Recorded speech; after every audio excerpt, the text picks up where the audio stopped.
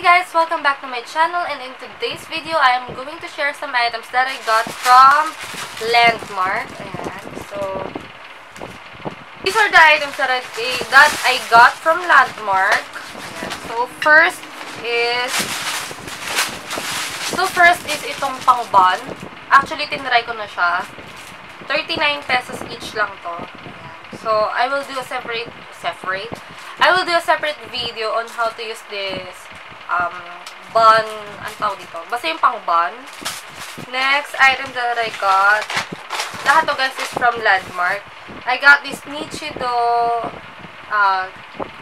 yung pang curl ng lash, eyelash curler. Yan, 75. I got this, eto, super gusto ko to. Eye White Korea Aqua Moisturizing Whitening Vita. Deeply hydrates with water-based formula. Ayan. So, 179. I got two, ayan. Actually, alam ko pang lip to, pero feeling ko magagamit ko siya na pang eyeliner. 12.75. Yan. Dalawa. I got this. Next, I got this Wood Pulp Facial Sponge. Ayan. 59.75. Dalawa na siya. I got Clay Facial Mask Cocoa or Cocoa. Restructuring and anti-aging for soft and radiant skin. 50 pesos each lang siya. Next, sana huwag maglubat yung cam ko. Next, I got this, ayan. False eyelashes, 44.95. I got this teasing comb. Ayan, teasing comb, 34.95. Ayan. Bumili ako ulit ng bagong blending brush from Artist Studio Accessories. Ayan, 69.75. Guys, kung naghahanap kayo, kung nag-start pala kayo sa makeup, masasuggest ko talaga sa inyo is itong Artist Studio. Sobrang mura ng mga brushes nila, pero yung quality sobrang pack na pack din. Alam niyo yan.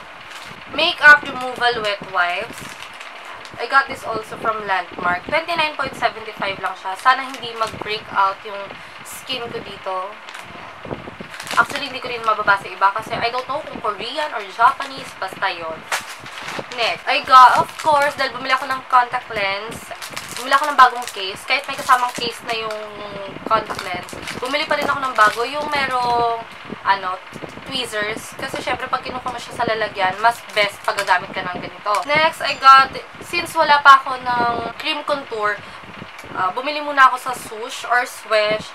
Naka-promo sila. Dating 140, ngayon is 125 na lang. HD 14. Next item that I got is from Cardams. Bumili ako ng dalawang shoes.